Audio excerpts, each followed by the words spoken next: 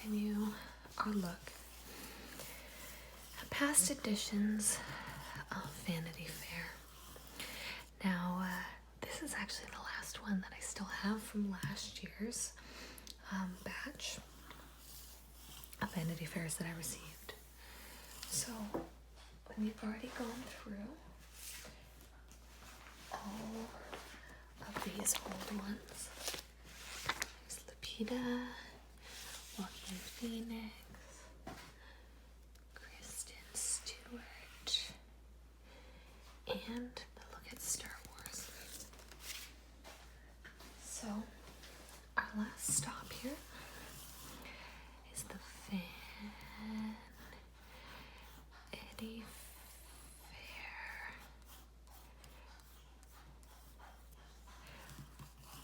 And I'm not seeing, oh, here it is, April 2019. So this is the oldest. This is from, very interestingly, from a year and a half ago. Now, isn't that crazy? So on the cover, we have Beto O'Rourke. And he, I believe, did a bid for the Senate and then for the presidency.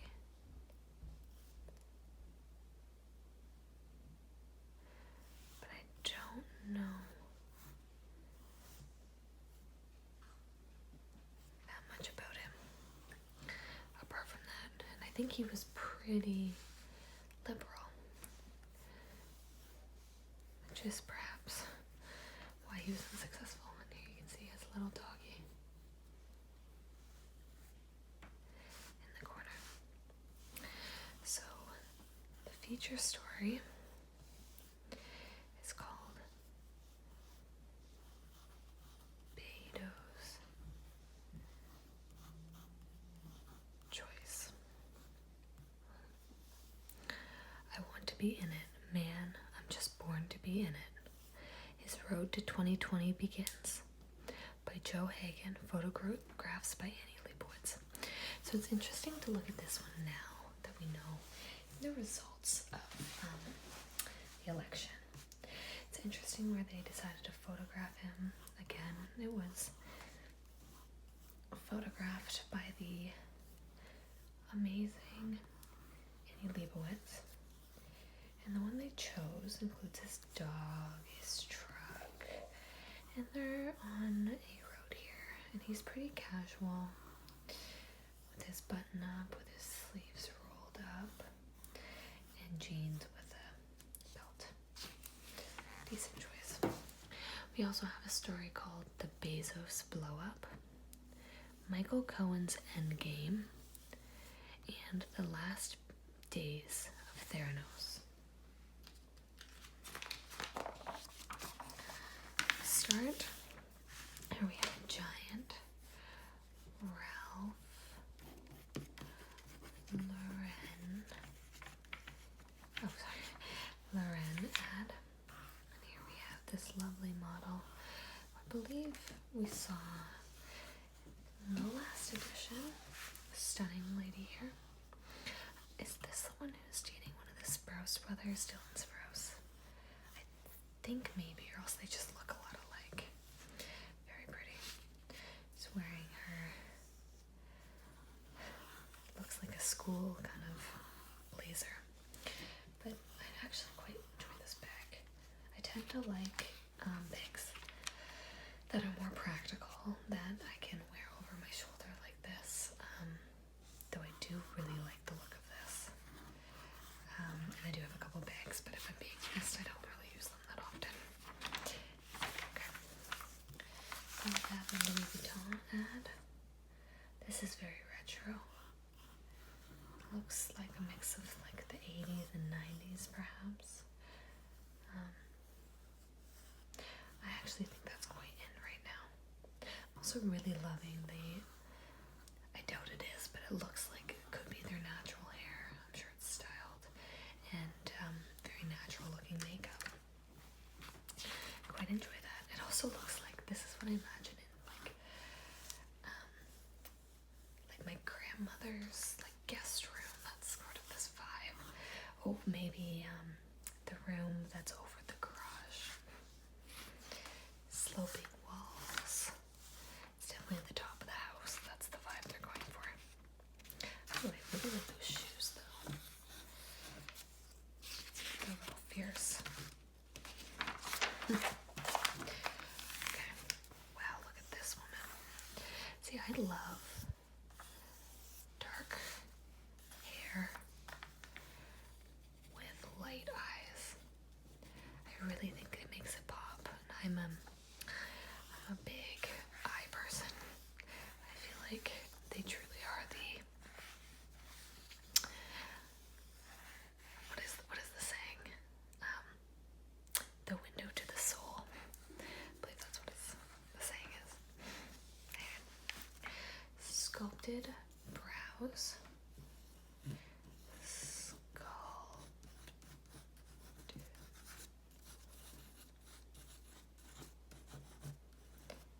Brows up to 24-hour strong. So this is a Maybelline ad. Maybelline, New York. And it's actually an ad for her brows. So it actually kind of makes sense that they picked a model where your eyes go directly to their eyes and their brows, but their brows are dark enough that you can really see. That is really in right now, the dark eyebrow. Here's a Cartier ad. This looks almost like a bullet, eh? Oh, there's my Canadianism coming out, the A. It's interesting. And then this almost looks like a screw. I wonder if that's sort of what they're going for with this collection. I love that Cartier uses a mix of cursive printed letters for their name, their branding. Here we have the ads that I'm impartial to, which is a white background and let this pop. I wonder if that's just me being so used to like the Instagram grid, like each photo kind of plopping out their own, you know, you press it and it gets bigger and then the rest kind of looks white. I think that's probably where I'm getting that from. Anyway, I think this is quite a mature look. It looks like this could be a gown from this photo, but we see from this one that it's not. If I just saw this, I'd think it was a really pretty wedding dress, but I don't know many brides who wear a watch, so I guess that's why it is not. Though it could be, because it does say begin your own tradition, so maybe it's like a play on perhaps this is her wedding and she just went for a non-traditional look. Maybe I'm reading into that a little bit too much. Okay. Oh, the contents page is a lot higher up this time. So here we have on page 64, this is the cover story. 64, and here's the photo. Beto, it's interesting that they're calling him by his first name because it's not typically what you do in journalism, but maybe it's to make him seem more relatable. I don't know. Beto O'Rourke may have lost his Texas Senate race last November, but his viral campaign put him on the national map and set the stage for a 2020 run. Could the former punk rock web designer make it to the White House? So we know, knowing the results of the election, finally, we knew in the primaries he wasn't the choice quite early in the primaries, if I remember correctly, but needless to say, we do know the answer, but quite nice to be recognized. On page 78, we have a story called Gone Girl. Fan Bingbing, the world's biggest movie star, vanished without a trace last year. But it was what happened next that sent a shudder through the Chinese film industry. Ooh, that sounds really interesting. On 84, what a trip! Exclamation point. Amy Poehler and Maya Rudolph first joined the forces to hilarious effect on SNL. Now in their new movie, Wine Country, they ramp up for the fun even further. Okay, I'm just gonna fully disclose. I thought I was gonna love Wine Country, and I didn't like it. It was okay. I don't really think I laughed too much in it, which is so funny because I like both of those actresses. I have to say, Amy Poehler in Baby Mama, hilarious. Maya Rudolph, with Kristen Wiig. In Bridesmaids, Amy Poehler was with Tina Fey, and Baby Mama, hilarious. Love them. That one just didn't grab me. Okay, 92, Tootsie's Brand New Bag. Spotlight on actor Santina Fontana, who stylishly shimmies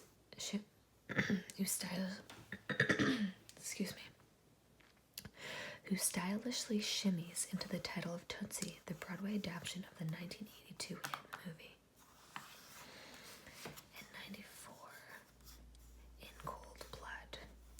Elizabeth Holmes' blood testing startup, Theranos, was a billion-dollar tech unicorn built on lies. But even as the company spiraled out of control, Holmes remained blithely in denial. That was a crazy one. That whole story was insane. I haven't actually thought about that in a really long time. I know she was like a big fan of. Was it Bill Gates? I don't know, but that was a wild story with the Theranos. This is a very heavy magazine. Okay, I'm not gonna go over all of them, but we have a couple stories. The Duel of the Mega Dealers, Family Drama, The Music Man, Gold Standard, The Counselor, Romeo and Juliet and Jeff. That's about the Bezos one.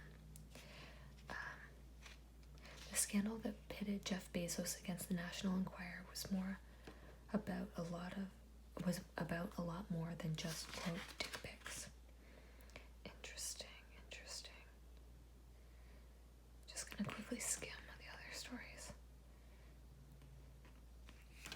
This one is about the Oscars, which makes sense. Okay, here we have Ryan Reynolds. I know people really find Ryan Reynolds super attractive. I don't know what it is. He just doesn't do it for me. I like his presence online. I think he's very funny. I love his wife, Blake Lively. She is stunning. Objectively here, I can see he's an attractive guy, but he's just never done it. Anyway, he is promoting an Armani, I think it's maybe an aftershave, or maybe a fragrance. Ooh, okay.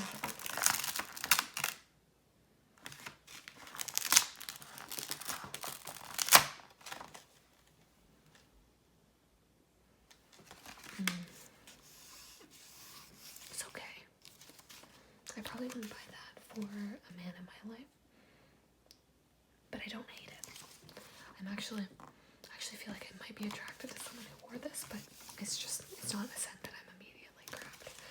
That might have been too much TMI, sorry about that. Here we have Vogue World. Some pictures from Vogue.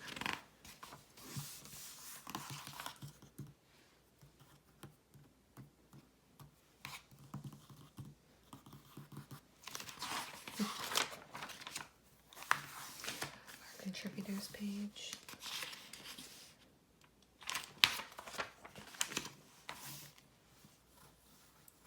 Little gold men. 1, 2, 3, 4, 5, 6, 7. This is a podcast. Actually, didn't know Vanity Fair had a podcast. Vanity Fair's weekly Little Gold Men podcast tracks the ups and downs of the awards races, featuring interviews with contenders, real-time analysis, and actionable intelligence on what separates the also-rans from the champs. It's the closest you can get to being inside the envelope. Okay, so I guess this is just about the Oscars. Makes sense. Oh, you've seen this ad.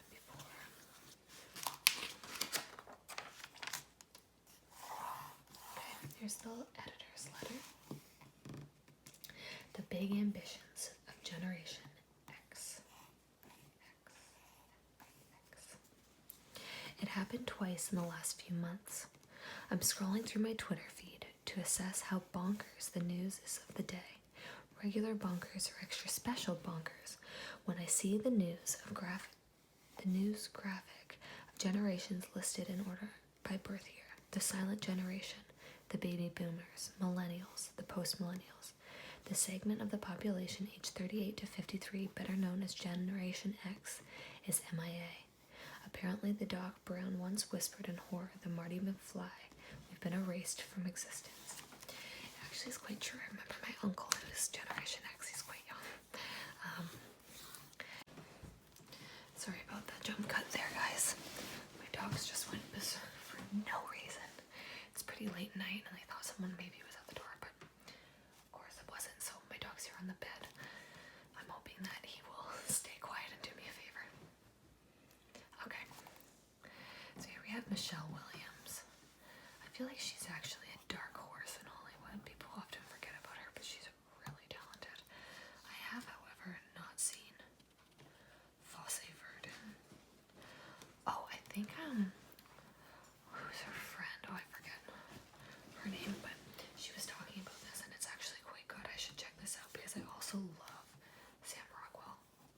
He won an Oscar for, I believe, 3 Billboards a while ago, and he's another one who's often overlooked. To make a mental note to look that up, because I heard it's amazing. 4, 5, 6, 7, 8. The story of illustrious choreographer Bob Fosse and Broadway dancer Gwen Verdon is the stuff of entertainment legend. The love they shared, the art they created, and the price they paid in pursuit of greatness. Interesting. Okay. Here we have a Coco Chanel ad called Mademoiselle. And this is Keira Knightley. I haven't seen her in much lately. I do quite love Keira Knightley though, and I think that she usually has blonde hair, but I'm loving the dark hair on her. I feel like it really actually fits her, and her eyes pop a little bit more. Perhaps I'm impartial to brunettes. I am a brunette, so maybe that's why. Okay. It's a really pretty bottle. You see that? Super pretty. Let's see what it smells like. Oh, there you can see it. You can see it against the black. It's a pretty glossy page. Okay, let's check it out.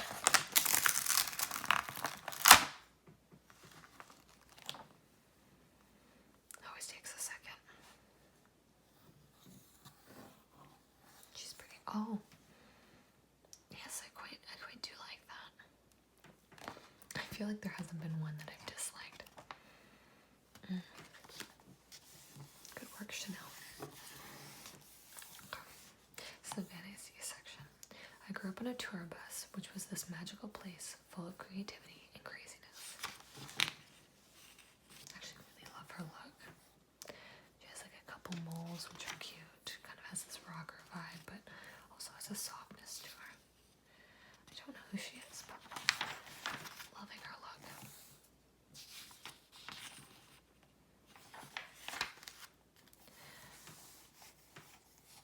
Access is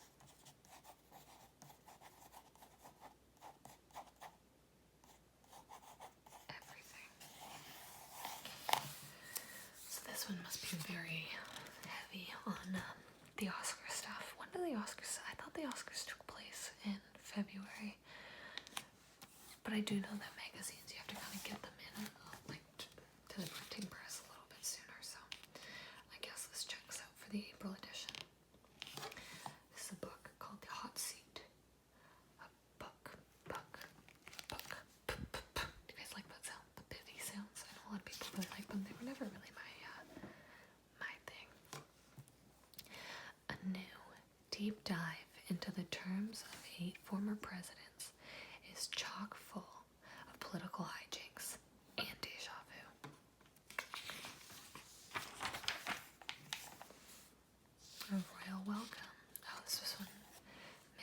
Markle and Prince Harry had Archie, right? That's the kid's name. I always just think of the comic book. We haven't always had here.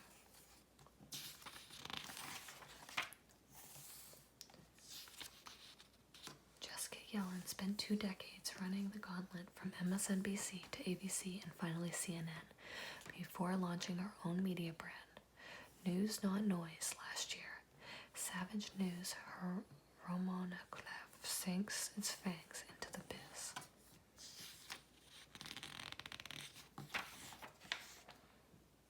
Upward spiral. Once a sign of feminine fraudier. There's a lot of French words I'm not familiar with. The bun is turning head for its easy polish with occasional assist from a fancy scrunchie. Okay, so we're talking about buns. I love a good updo. I love a bun. Here's Jennifer Garner. I like her, actually. Have you seen or try ASMR? I forget who it's with. It might be Vanity Fair. It might be. But they do, I'm probably totally wrong on that. I just know it's a media brand that has celebrities try ASMR. And it's actually, I love it because it's interesting and it kind of humanizes celebrities, but it's interesting to see which celebrities know what they're doing, have watched it, versus think it's weird. Isn't that crazy though? People think that we're so weird for liking ASMR. They don't get it. Oh well. Alright, we have another American Spirit ad, kind of masquerading as something else under the Earth Day.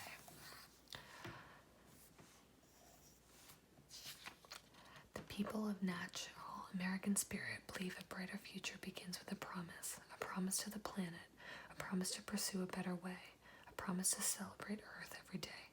We're working to recycle 500 million littered cigarettes by 2025 to help more farms go fully organic and continue reducing our waste streams. The future is what we together make of it. Let's show the world how bright we can be. It can be. It's kind of a good initiative. Again, like I said, I've never smoked a day in my life, so this ad definitely isn't for me, but I do like the fact that they're trying to at least recycle. Okay. Instant lash lift effect, intense lengths.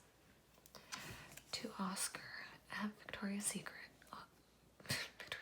Vanity Fair's Oscar bash, the effect was sheer magic as stars collided, reveling in the reflected sparkle. Julie Miller.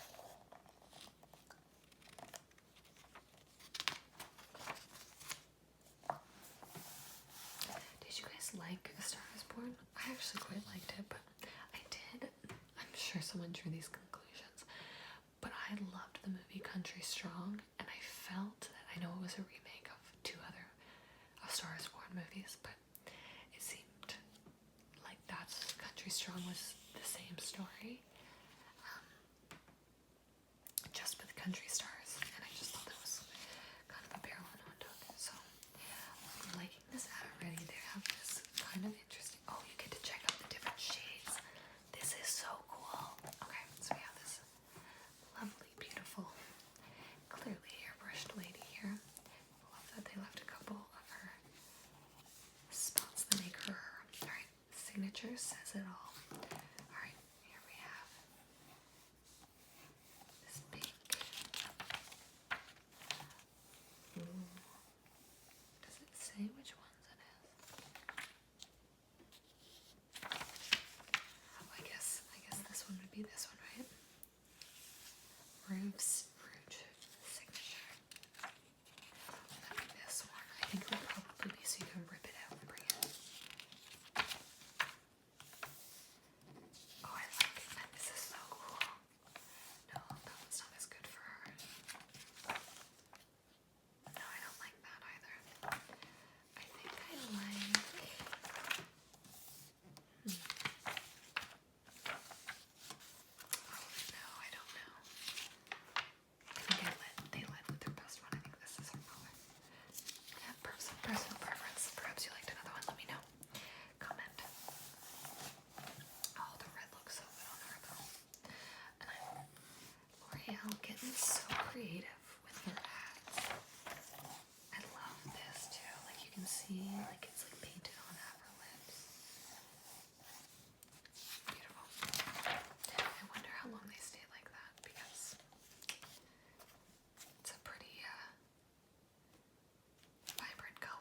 And it's matte. I really into matte. So I'm guessing this is from the Oscars. Looks like it.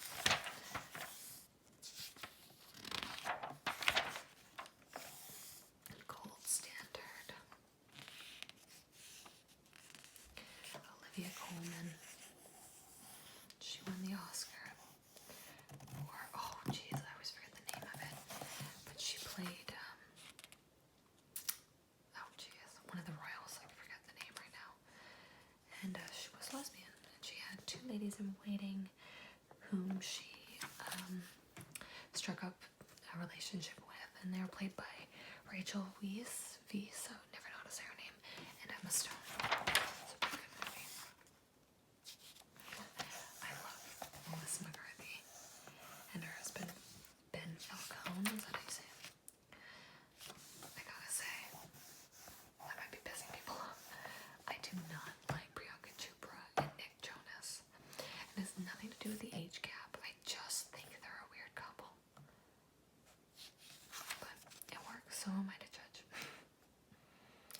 Here we have Lupita Nyong'o. Like I was saying in the last one, can pull off any shade, any type of dress. There she is doing it again. Here we have the legends. Well, Chrissy Teigen and John Legend. And Regina King. You can see Regina King. Another one who's absolutely stunning in anything. The first time I ever actually learned of her was in Miss Congeniality 2, ironically. Here we have Spike Lee. And the glasses we all know and love, and here's the Oscar. Fabad with huge warnings. Warning.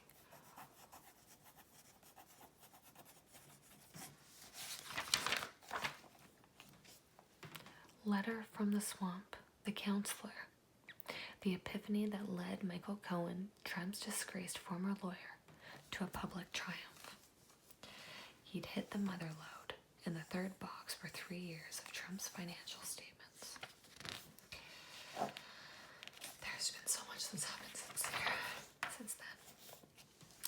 Romeo and Juliet and Jeff, the star-crossed, politicized, complexified romance of the world's richest man. This must be about his divorce. And I think she has given away a lot. His wife, oh geez, what's her name? I'm forgetting. Anyway, given away half her wealth or something insane like that, which I think is great. At the end of this, said Michael Sanchez, we're gonna look really, really bad. Here's her cover story. They're really trying to make him like relatable, like any other father, or at least that's how any labels decided to shoot him. It's kind of nice. They include his son and his dog. It's called Beto's Choice. Beto O'Rourke seemed to come from nowhere to the brink of presidential candidacy, but he's been on the journey for his whole life, from El Paso and rebellion against a domineering political father, through Columbia, Williamsburg, punk rock, and the World Wide Web. Joe Hagan traces his winding path and asks if O'Rourke could become America's first punk president. Guess we weren't ready. Here he is again in his car. So it's a feature on him. And him with his 3 children. So it looks like it's his 2 sons and a daughter. I'm guessing this is his wife. Yeah. O'Rourke with his daughter Molly, 10, son Ulysses, 12, wife Amy, and Henry at Franklin Mountain State Park in El Paso. There is something abnormal, super normal, that we both experience when we're out on the campaign trail. Okay. Here he is on the campaign trail. Another image, very pre-COVID. You can probably tell that I want to run. I do. I think I'd be good at it.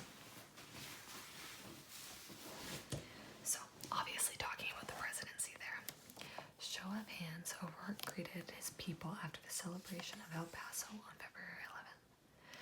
Everyone's touching hands and no masks. Crazy to think that was a short time ago. Oh, look at that cool photo. That is super patriotic. Border war. As Trump recalled, the El Paso County Coliseum O'Rourke centered at Bowie High School. Very cool. It's a pretty awesome photo. Oh, this is the one I want to read. Gone. Girl. When Fan Bingbing vanished without a trace last year, the film industry in China was thrown into panic. Mei Zhang explores the mysterious disappearance of the world's biggest movie star. That is incredible. I have no idea. I don't remember this story, so I might not have read it. Did I read anything? I promise I did. I just don't remember, I guess.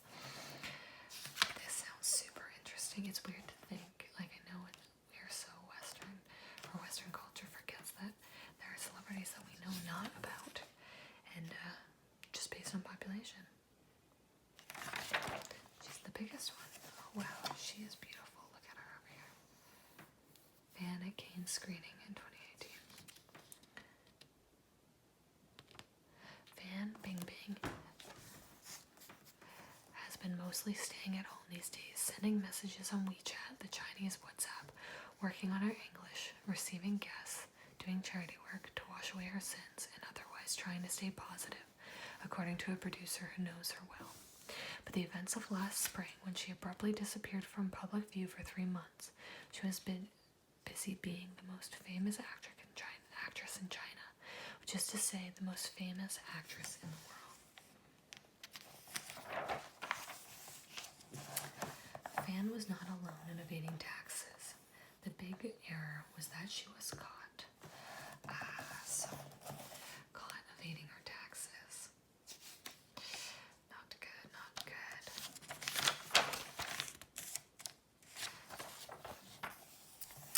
You know who also kind of, well, she wasn't caught evading her taxes, but Taylor Swift disappeared for a while, but she came out with banging albums.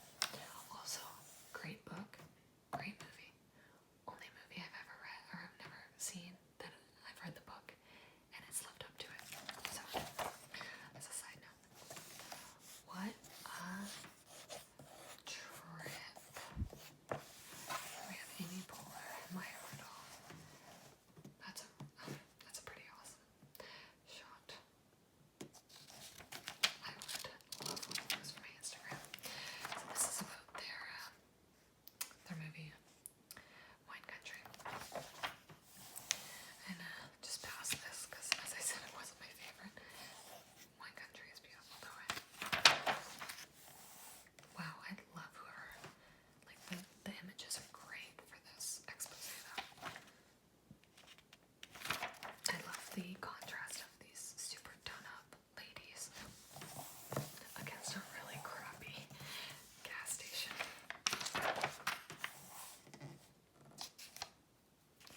Whatever the opposite of resting bitch face is, that's what Poehler has. Mischievous, but never mean. Tootsie's brand new bag. Oh, this is a good one. In Cold Blood. That's actually a really clever title, headline. Here we have Elizabeth Holmes. She's actually quite good looking. Elizabeth Holmes built Theranos, her $9 billion blood testing startup, on a host of extraordinary lies. But the company's final days were littered with sad truths, blinding legal bills, demoralized employees, deceit, and a wolf who was really a dog that pooped all over the office. By Nick Bilton. Elizabeth Holmes appeared to know exactly what she needed to do. It was September 2016, and the situation was dire. Theranos, the blood testing company that she had dreamed up more than a decade ago, during her freshman year at Stanford, was imploding before her very eyes. John Carew, an investigative reporter at the Wall Street Journal, had spent nearly 2 years detailing the startup's various misdeeds, questioning the veracity of its lab results and the legitimacy of its core product, the Edison, a small consumer blood testing device that supposedly used just a drop of blood to perform hundreds of medical tests. He had even revealed that Theranos relied on third-party devices to administer its own tests. Theranos, which had raised nearly $1 billion in funding for a valuation estimated around $9 billion, now appeared less of a medical sciences company than a house of cards. Yeah, that was a crazy story. If you don't know it, look it up. This is probably a really good article. Charged with conspiracy and wire fraud, Elizabeth Holmes leads federal court in San Jose in January. Holmes was weirdly chipper as Theranos collapsed, says one former colleague. The interesting thing about people who are caught in these things, they are so stressed about it. It's just been shown time and time again, but I'm sure like once you finally like the truth is out, it's probably a bit of a relief. Like you probably don't sleep well when you have a whole mess of lies. Yeah, crazy. Duel of the mega dealers. The current standoff between Larry Gagosian and the feuding titans of contemporary art, their high-stakes skirmish to represent the late Austrian artist Fran Weiss. It was a rock and roll story. They went to Afghanistan, you got opium and got high because you wanted to grow. Sorry, I can't really see what's at the bottom side.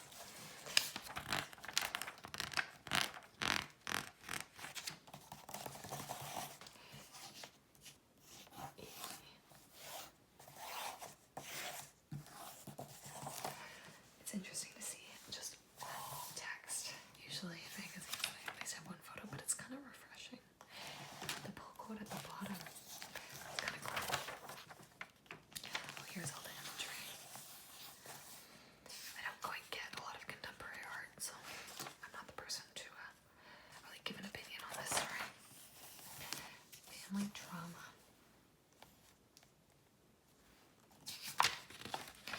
This is about a theater performance. The Music Man. Mark Ronson has helped craft the albums of some of the biggest recording stars of the century. Amy, Gaga, Miley, Bruno, Adele. Now the producer and DJ is stepping into the spotlight himself. The Music Man. Actually quite good looking. Looks tall. He must be trying to break into the music industry as well. Well, he's already in it, but take on a different role, I mean. When working with Mark, I'm always amazed at how he makes a song feel classic and new at the same time. Throwback but modern. That's Miley Cyrus. I love Miley Cyrus. I think she's actually a very interesting and talented artist. I didn't think so when I was a kid. I was not a fan of Hannah Montana, but I do quite like her now. I say that a lot, quite like. It's not actually something I use in my normal vernacular, so it's kind of funny that I say that a lot when the camera's rolling. Okay, I love how much Mark is all about the music. He's so passionate about creating something unforgettable. It's Alicia Keys, one of the most stunning people in Hollywood, and natural. She does more makeup, which is so cool, but you don't need to when you're that pretty, so double-edged sword, right? Mark has always been brilliant. He's what you get when you combine immense talent with unwavering commitment and work ethic. Sean Lennon. That's Sean Lennon. S-E-A. Not John. My neurosis got me to where I am, so fuck it. It's a quote. I'm sorry. For his new album, I had no choice but to put away my own honesty first.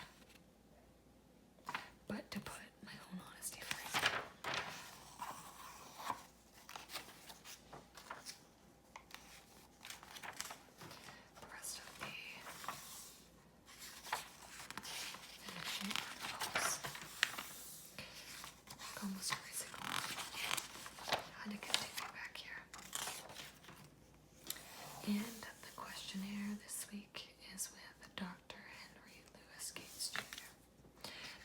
serve the docuseries Reconstruction, America After the Civil War, and author of Stony the Road, talks calligraphy, hitchhiking, and history.